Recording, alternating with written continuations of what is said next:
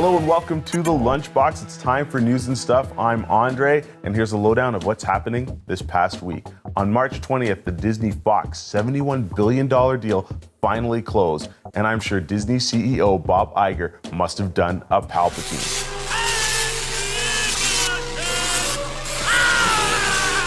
But in all seriousness, this is a crazy big deal, setting up Disney to become an even bigger entertainment juggernaut.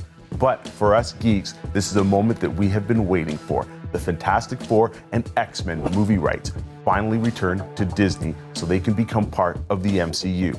But don't hold your breath. For quick release, Kevin Feige says these films are years away as Marvel has films all lined up till 2022. I'm looking forward to this. The MCU, even though I've been super critical of them, have done some really amazing things, and I do believe that the Fantastic Four and X-Men have had a raw deal in the movie department. I haven't enjoyed an X-Men film since the first two, to be totally honest with you, and I think joining the MCU with the big superhero lineup, the big budgets, that the X-Men and Fantastic Four can be closer to their comic book versions and appeal to an even wider audience. Kevin Feige and the guys are taking the time to make good films, and the X-Men are probably some of the greatest superheroes with some of the most heartfelt stories, and the Fantastic Four they're the best family in comics. So if they can instill some of that emotion, some of that heart, and some of that struggle from the comics into these films, we're gonna have even more winners in the MCU.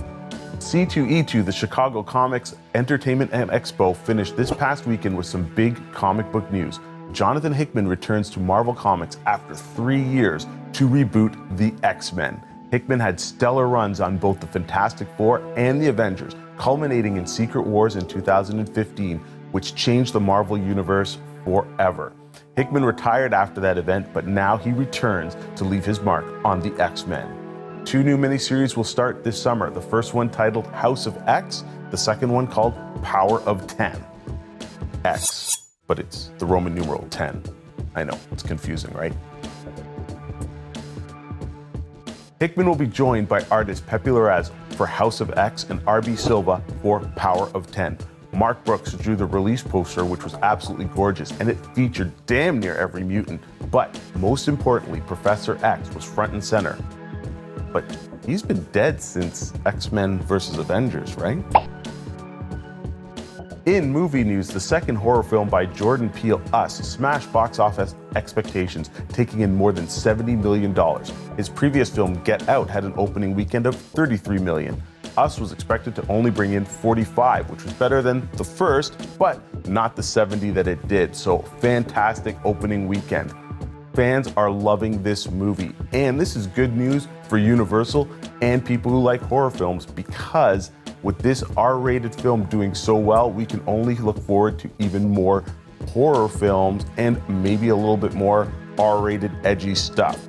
I'm looking forward to this film. I enjoyed Get Out, and I can't wait to see Us. There you have it, some entertainment news covering all fronts that are important to us geeks. Tell us what you think in the comments below. Check out all our socials.